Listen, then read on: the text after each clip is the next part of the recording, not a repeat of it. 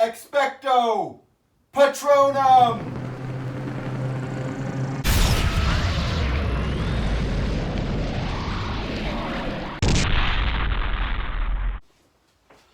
Alright everyone, welcome back to the shop. It's been a while since I put a video together, but I thought I'd do this one because it's pretty simple. As I'm sure you could tell by that piece of cinematic history, we'll be making a simple Harry Potter kind of inspired wand. So this one in my hand is the second one I made. It's kind of a rip-off of the Elder wand, which was Dumbledore's wand. It's just using a piece of scrap black walnut kicking around the shop. So this is a really good project for anyone who's just getting into turning. It's not very difficult. And in this video, I'll go kind of step by step and give you some kind of instruction as to what I'm doing, what I'm using, and all that jazz. So let's get at it. Okay. All right, so the first thing is to make the workpiece round. To do that, I'm using, I don't have a roughing gouge, that's normally what you would use. However, I just used a 1-inch spindle gouge and that works fine. So I'm just getting it all nice and round, moving the fence down to get the end of the workpiece, and having to move it back and forth is kind of a pain. So there, I'm checking to see if it's round by laying the gouge on top of the workpiece, and you can see there that it was bumping, which means that it's not quite round yet, or that there's like imperfections, like I've went deeper in spots than others. But anyway, so that's just an easy way to test if you've gotten your workpiece round or not, is by putting your, there we go, so that's pretty good. And now I'm just doing up at the handle end a little bit more.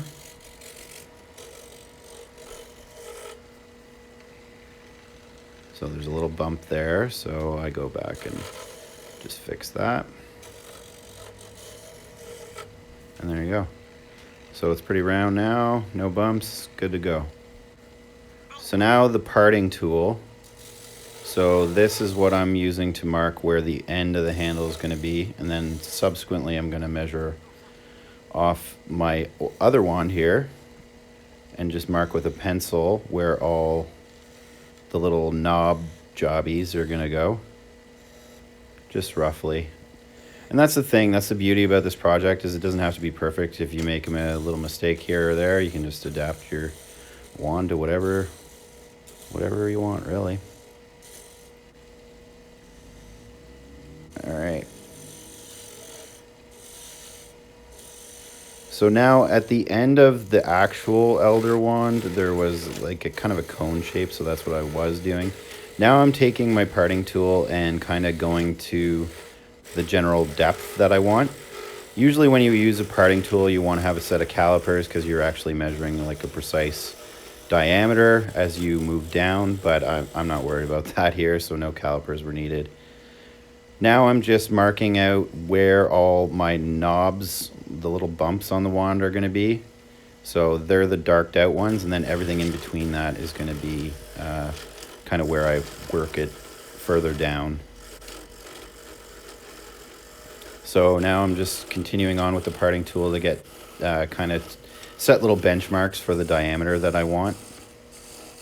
And then now I'm using a spindle gouge. I think that's my 1 or 3/4 inch one. I should have been using my smaller one, but I do switch to that eventually. So now I'm just kind of working down to the diameter that I want, and just rough at this point. Like I said, there's, like as Bob Ross used to say, there's nothing but happy accidents. So, okay.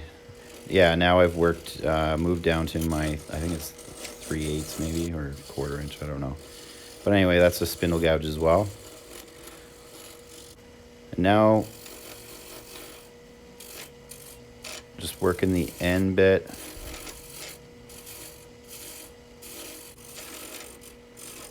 And before I started really shaping the knobs, I wanted to get kind of towards my final diameters for in between the nubs.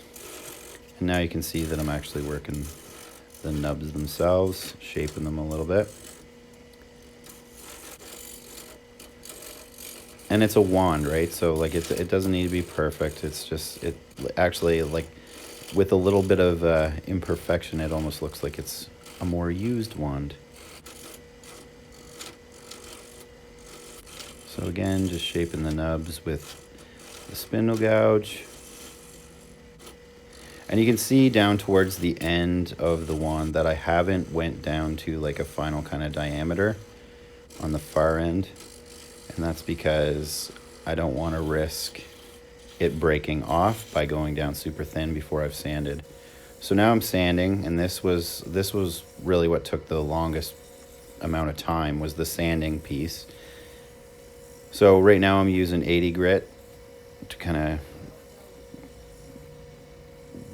of easily remove some of the material.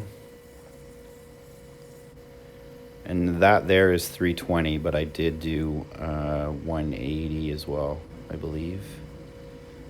And now this is 600. And now I'm using the parting tool to just break it off, essentially. And now I'm cutting off the ends and sanding the crap out of the nub. You'll notice that I didn't make it too pointy, and that's because it's kids. It's for kids, so I don't want them abracadabering a hole in themselves.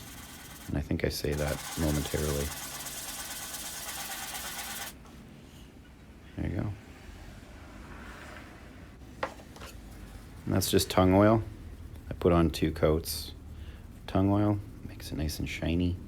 So they're there. There's a little wizard's wand that you can make for your kids. You'll notice at the end I didn't go too pointy, and that's because it is for kids, so you don't want them abracadabering a hole in them. So there you go. A couple wizard wands.